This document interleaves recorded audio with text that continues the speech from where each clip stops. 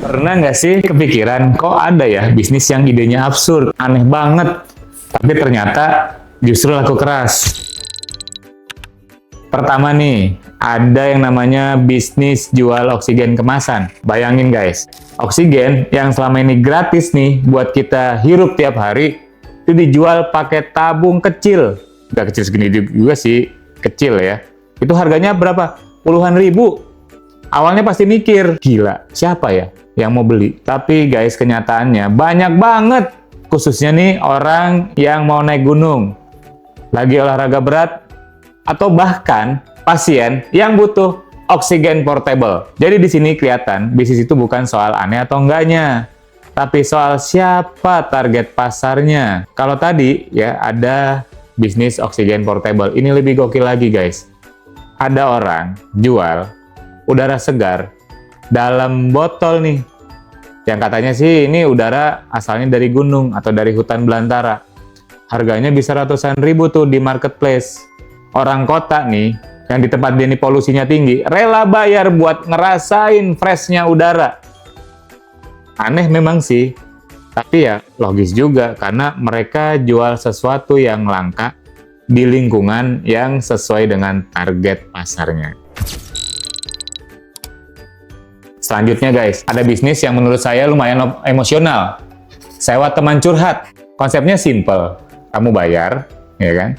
Terus ada orang yang siap dengerin masalah kamu. Awalnya mungkin kedengeran konyol.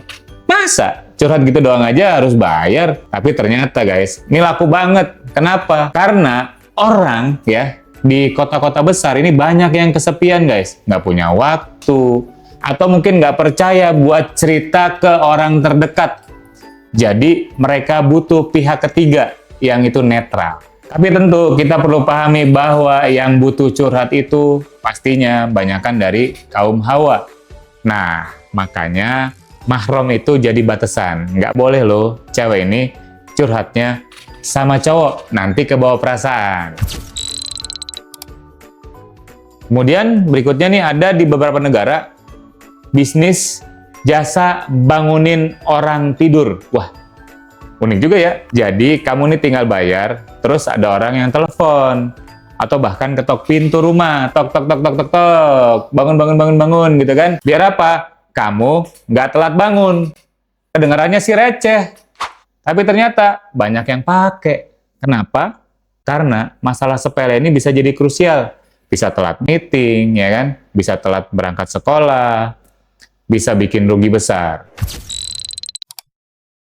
Dan bisnis berikutnya ini jualan barang bekas yang aneh. Di e-commerce luar negeri ada orang yang jualan botol kosong bekas artis, ya kan, celana bekas atlet terkenal, ya kan. Bahkan ini harganya bisa gila-gilaan loh. Ya karena memang dari orang-orang yang terkenal gitu. Kenapa bisa laku?